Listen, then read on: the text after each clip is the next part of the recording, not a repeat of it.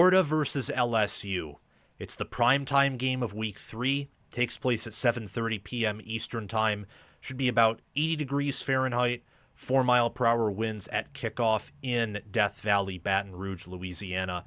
LSU is a 7.5-point favorite, and let me tell you, this is a narrative game. And I call it a narrative game because right now Florida is viewed as a bad team, a poorly coached team, a poverty program. Their head coach is on the hot seat. LSU is still coming off high from that win over Clemson in Week 1. I know they didn't have a good performance against Louisiana Tech, but from what I could tell in that game, I think they were playing a little bit bored. I think they were kind of load managing, treating that game for what it was, a game that LSU was never really going to lose. Still doesn't mean it was an encouraging performance, but I digress. The point I'm trying to make here is that this can get ugly for any team. The result will be ugly for any team. If Florida wins this game, before I resume, please like, share, subscribe, hit the notification bells, and comment your thoughts down below. I love your engagement. Don't just hit the notification bell for my main channel. Hit the bell for any team playlists attached to the video if interested. If your team is not there or you're not interested, please navigate to my home channel page. Check out the playlists tab. Your team will be there if it's a Power 4 team. And hit the notification bell so that you can get notified when I cover that specific team. If you want additional content, bonus content, sign up as a paid member of the channel with the appropriate tier. I also give priority reply to members. And check out our Discord server. It's free. You get to interact with me. I get to pop in there. And the Discord server will notify you when we go live or when I upload videos. Everything good from Week 1 can be thrown into the trash for LSU. Because if you lose to Florida at home, you are not winning at all. You probably won't even be competing for the national title realistically. Maybe you'll still get in the playoffs, but based on how Florida looked in Week 2, this is a game that is about survival for the Gators. The Gators are no longer chasing playoff hopes here. You're not doing that if you lose to USF, and this isn't like Notre Dame last year, where Notre Dame had a better roster, better coordinators, they were better coached, they had an easier schedule, much easier schedule to get through than Florida does right now. So if Florida wins this game, it's not like Florida's going to finish 11-1, 10-2, 9-3, and it will just be a quality loss at home in a rivalry matchup. It would get ugly for LSU. On the flip side, if Florida loses, you drop to 1-2, and you were preseason unanimous top 15. And if you lose this game, especially if LSU doesn't play all that well in the process of beating the Gators, then DJ Lagway probably has another subpar game, and that doesn't reflect well on Napier's coaching or development. Since he's more of an offensive guy, he has, or had at least, I don't know about after Week 2, but he had a good reputation for being an offensive play caller and an offensive mind. Let's dive into what these teams are, what they've shown us so far this season. So, points per play margin. It's a stat that I love to bring up. This early, it fluctuates, but it can still tell a story with context. Later in the year, it does a pretty good job of actually predicting who the national champion is going to be. The leader in points per play margin entering the playoffs, or at least entering the national title game, really the leader at the end of November, in December, the month of December, usually ends up being the national champion. Usually.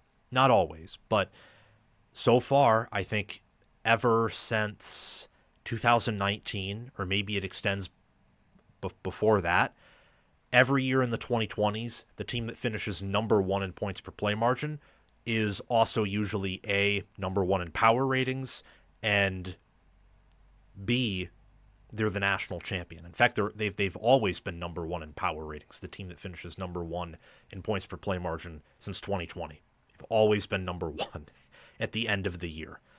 Florida has a negative points per play margin. That's because this statistic that I use doesn't count games against FCS teams, and I actually like that. Look, if we did that, then last year's Oregon team would have been underrated, and Auburn and Ole Miss would have been a little bit overrated. to be fair. And especially in the new era of college football, where you can lose to bad opponents and get in because it's a 12-team playoff. You need 12 teams to cram in there, soon to be probably 16. You can load manage. You can afford to treat some games not so seriously, and you don't deserve to be penalized for that. And the perfect games to be unserious in are the games against FCS opponents. So I'm sorry, but Florida's game against LIU shouldn't really reward them anything. Like, okay, you won 55-0. You should win 55-0 against LIU. And if you didn't, or you won by more, that doesn't really matter all that much. Your game against USF matters more. Your game against LSU and Miami matter even more than that. And against USF, Florida was outperformed on a play-per-play basis in terms of scoring points. Part of that was the safety. Part of that was the busted play for a touchdown. But the fact they were even in that position was painful. It was bad. The fact that Florida, look, I'm not going to rant because this is an LSU Florida preview, but it was very bad. This is a must-have game for Florida here against LSU. And LSU themselves has a points per play margin through 2 games of 0.121. They have not looked particularly impressive overall. They looked very impressive, I think, against Clemson. But now that we got a second sample size or a second sample and expanded our sample size, doubled it, and Clemson struggled against Troy, LSU struggled against Louisiana Tech, it's understandable to ask the question, how impressive was LSU's win over Clemson in the grand scheme of things? I can't wait to figure out that answer as the season goes on. Both of these defenses, I'd say to this point, are better than both offenses. I think that Blake Baker's done a fantastic job defensively with LSU, helping them evolve from year 1 to year 2. Florida's defense was not really the reason they lost to USF. When you have that much talent on offense and can't do anything with it, well, we found the reason why you didn't win. Power ratings-wise, LSU is a 13.4. They have a 13.4 rating, which means they're about 2 touchdowns better than the average college football team, which is ranked as a 0. UF has an 11.9 power rating. So by power ratings, they'd still be top 25, but not top 20. And if the trends continue, they will finish outside of the top 25 for sure, even with Caleb Banks, even with Tyreek Sapp on the D-line, even with Jake Slaughter and Harris on the offensive line and DJ Lagway at quarterback. They could not beat USF, who is a 17.5-point underdog to Miami. As for LSU, Garrett Nussmeier has looked impressive. I like their wide receiver group. You know, we got Barry and Brown, Aaron Anderson, Nick Anderson. At linebacker, Whit Weeks and Harold Perkins have looked really good. I like how they're currently using Harold Perkins in that defense. But they still struggle to run the ball. Clemson had more TFLs than LSU did in that matchup. Yes, LSU won the rushing attack, but they didn't average more than 4 yards per carry. And against Louisiana Tech, they once again averaged fewer than 4 yards per carry, if you count sacks into that equation. So there are concerns with both of these teams. It's a game that I don't know if I can say Florida needs more. I mean, I think they do, but then again, it's a road game, and if you're Florida, you'd probably, I mean, it's a road game and a rivalry game. You definitely need it with the state your head coach is in. But if LSU loses this game, that's going to be an indictment on Brian Kelly, too. I don't think they can afford a loss here either. I mean, when you're competing for the playoffs and a national title, and that's an expectation at LSU, you can't go out and lose to this caliber of Florida team. You can't.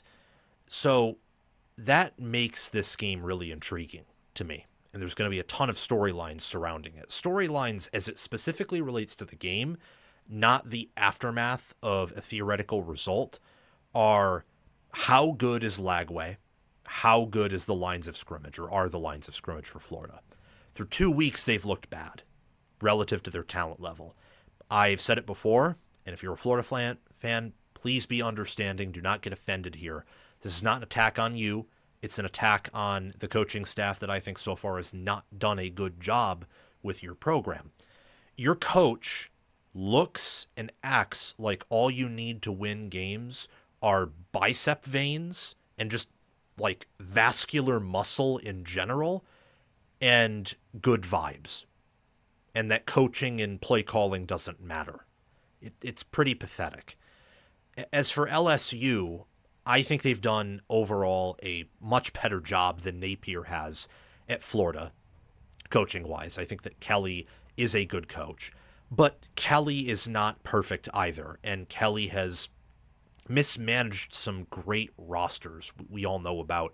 Jaden Daniels, and if they have any defensive coordinator not named Matt House, they probably achieve more with Jaden Daniels.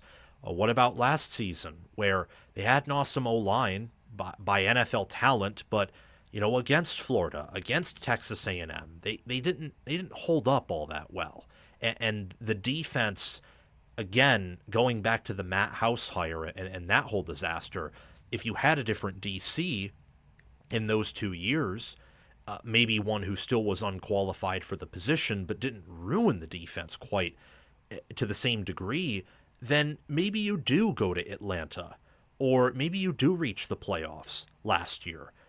I mean, part of the reason Brian Kelly's under pressure is not because the expectations are insanely high. They're not as high as they are at Ohio State, for example, or Georgia or Alabama.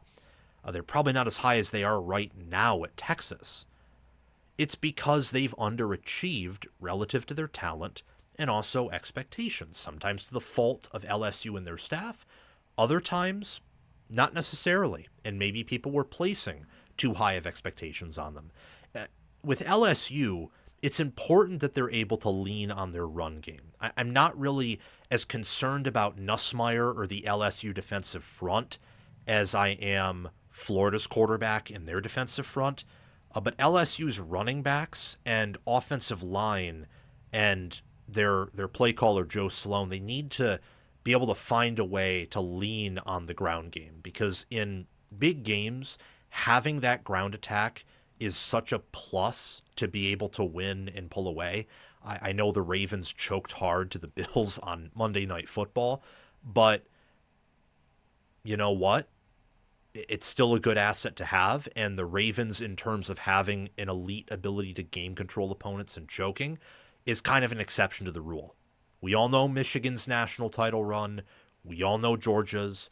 We know Ohio State's. What did they have in common?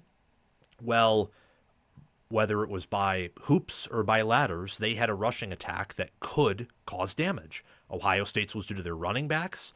Michigan's and Georgia's was through their offensive line. Find a way to be able to run the football. Some other key factors I want to bring up are whether or not Lagway plays to his ceiling or if he continues to underperform. We already talked about rushing offense, lines of scrimmage, but I think rushing defense is something that also has to be discussed with Florida specifically. Part of it was because with Byron Brown, USF could always have a numbers advantage when running him, and they run him a lot. LSU can't do that.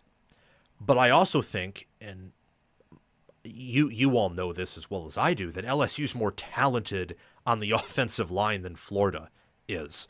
And LSU will also be at home, which means the pressure, the noise, the anxiety, that's all going to be pointed in Florida's direction, at least initially. And coaching is another critical piece to this puzzle here. Coaching is huge in this matchup. I think coaching is the only reason why, looking at both of these teams and rosters, why LSU is a 7.5 point favorite and started off as a 10 or 9.5 point favorite, and why they aren't simply a 3 point favorite and these teams wouldn't be viewed as a push neutral field. I genuinely believe that. Billy Napier's coaching has been a disaster. The development isn't there. The strategy isn't there. The all they have is effort and look. You are this is going to sound weird, but it feels like with Florida, all they have is effort And their players all look like 7, 8, 9, or 10s out of 10s looks wise because they're jacked. But nothing else is there. And that is an indictment on the staff. They have some really good players. They have some players who'd be playing much better now, no doubt, if they were in different positions. And I'm going to be that harsh. It's just like I was with Notre Dame last year. And then Notre Dame went on that playoff run. Freeman every year has improved his game management. That is a credit to him. His staff has improved practically every year, and they are recruiting and developing at a better level every year. Plus, they don't have the type of schedule that Florida has had back-to-back years that can very quickly break you. Not mentally, because I don't think Florida ever mentally broke last year, but those schedules can physically break you too. We saw that, I think, with Lagway's injury. Also saw that with Georgia all of last year, Florida's biggest rival. That schedule kind of incapacitated Georgia's capability of playing to their ceiling. It didn't help Carson Beck, didn't help his offensive line, didn't help his defense, didn't help the wide receivers, and there were some other issues, of course. But at the end of the day, coaching is huge here. Can Napier put together a good game plan? Can he figure out what went wrong and be objective about it and deal with it while still calling plays as he has this year and move on and move forward and put all that pressure towards making a diamond and delivering here in this rivalry game? When I look at the rosters between these teams, I can only think to myself that Florida should have more advantages here than they do, but I just don't see it. Who are the receivers that Florida has that I'm supposed to care about? Where are they? Because I don't see any. I know that in theory they should have talent, but that's a lot of different schools. Clemson in theory should have a better rushing offense than they do. Michigan in theory should be a definite top 10 team with the talent roster they have. These things are not always the case. Talent does not equal success. It's a massive contributing factor. You need to be talented to win it all. And the biggest reason that actually is because talent correlates with good coaching. Good players love good coaches. Good coaches love good players. That's a huge part of the reason why. Now, it's not, again, always the case, but J. Michael Sturdivant, Eugene Wilson, Aiden Mizzle, Dallas Wilson, Nashawn Montgomery, Tank Hawkins. I haven't seen anything out of Florida's wide receiver room that suggests to me they can threaten an elite defense. And LSU's, I don't think their defense is elite, but it's so much better than it was last year. And they have some mean pass rushers. When I look at Florida's offensive line, with Kanaji Harris, Jake Slaughter, Damian George Jr., Bryce Lovett, Austin Barber. They got size. They have a top 5 O-line in the nation when it comes to size. And unlike some other schools that are simply big on the O-line, they looked good last year. Many viewed them as the top O-line entering 2025. They haven't looked like it at all. DJ Lagway has not looked like even a top 25 quarterback through 2 games. Florida looks bad, to be frank. Baugh and Jacoby Jackson are probably some of the only upsides on offense, and running back is the last position you want to be elite at. Just ask Kenneth Walker at Michigan State. And even he had better receivers than Florida does right now, and Peyton Thorne that year looked better than DJ Lagway does right now. If all you have is an elite running back or good stable of backs, they can compensate for you some, but there's a reason why you have 5 offensive linemen in front of you as the back. And, when they miss assignments, the running back and the coaches are furious. The offensive line makes the ground game much more than the running backs do, usually. And then defensively, look, I think they're legit there with, George Gums, Caleb Banks, Tyreek Sapp up front, Miles Graham, Grayson Howard at linebacker. And then I think they have some players at DB too. But at the end of the day, how well do they match up on the road against an LSU roster that is supremely talented? It's a top 6 talent roster per 24/7 Sports. talent composite, and it's a more talented roster than what Florida has. How does it match up? Well, I know LSU's better receivers with Xavier Thomas, Nick Anderson, Chris Hilton Jr., Aaron Anderson, and Barian Brown. So far, I think that Josh Thompson, Brycen Moore are better players than what Florida has on the offensive line so far. Florida's O-line, by preseason research, should be much better, but through 2 games, I have not seen that so far. If Trades Green is able to play in this game, that is a huge matchup advantage against Florida's linebackers and defensive backs. Nussmeier's looked better than Lagway. Caden Durham, I don't think he's as good as Barr or Jackson, but you know what? He's impressed me, and he played well last year as a true freshman. Patrick Payton, Bernard Gooden, Dominic McKinley, Jack Pyburn. This is a great defensive line. And I prefer a 4-3 base defense to a 3-3-5 base defense. I just do. I think having four down linemen is critical, with maybe rare exception, to winning a national title and being that good of a team. And Florida is not one of those rare exceptions. They're not. They don't have, if Kirby Smart or Nick Saban or Brent Venables or Jim Knowles ran a 3-3-5, like, be my guest. I mean, you're elite defensive minds. Florida does not have that. They do not. And then Whit Weeks, of course, Harold Perkins, and then West Weeks. And then you look at, Mansour Delane, AJ Halsey, Tamarcus Cooley, PJ Woodland, Ashton Stamps. It's a really impressive unit that LSU has. It's a very impressive unit. So I think that the Tigers, they have an edge over Florida in pass defense, rush defense, pass offense. I think the one area Florida has a big matchup edge in is their defensive front versus LSU's rushing offense. The offensive line, the running backs, and the fact that Nussmeier is a statue. He's not running. But LSU's staff is better. Talent's pretty equal, but if I had to go one direction there, it would be LSU. I think LSU also has the better special teams unit. So with all that being said, give me Florida. Give me Florida to win. Or not Florida. Sorry. Not Florida. Give me Florida to cover, but give me LSU to win. That's what I'm picking here. I think LSU wins and Florida covers. I think that LSU wins this game by anywhere from 4 to 11 points.